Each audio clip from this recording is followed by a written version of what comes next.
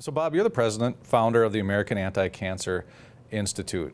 Changing the name of the organization, though, can you explain the why behind that?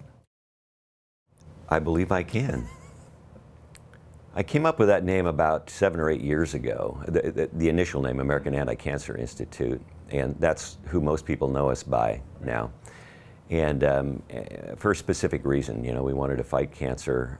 We were pretty good at it. We wanted to know people. We were concentrating in America at that time, and we were anti-cancer, not pro-cancer, not just working with the symptoms of cancer. We were involved in real solutions.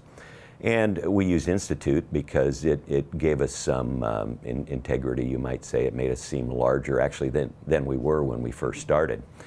But we have discovered over time that a lot of the things that work with cancer work with everything else, because most chronic disease is a result of the acidification of the human body, which causes inflammation, and it keeps going from that point. So we work with heart patients now. We work with people with type 2 diabetes, with autoimmune diseases, with neurodegenerative diseases. We've begun that process as well.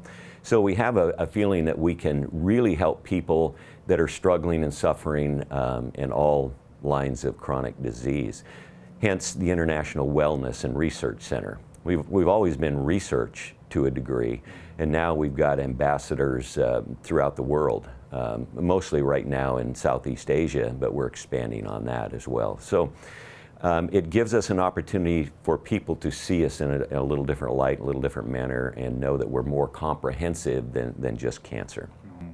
So as you expand your focus into other areas that you mentioned, immune conditions, I think you even talked about Alzheimer's and ALS, why do we see conditions like that still continue to explode around this country?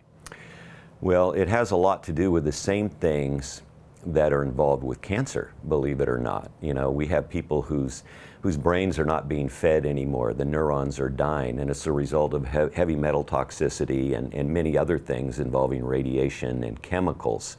And that is prevalent in so many sickness and diseases. We see people, especially cancer patients, who struggle to heal. They go so far and then they don't go any further because of this toxicity in the body, and that's why we heavily utilize detoxification procedures. We think the best in the world.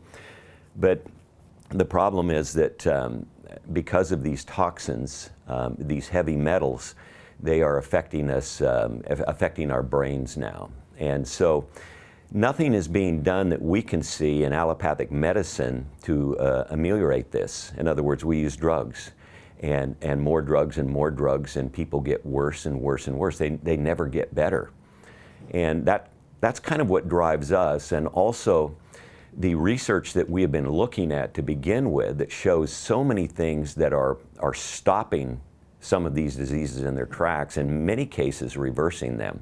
So we got very interested in it and putting together some protocols that actually appear to be working well for people with these types of neurodegenerative diseases. And this is major. It's very major.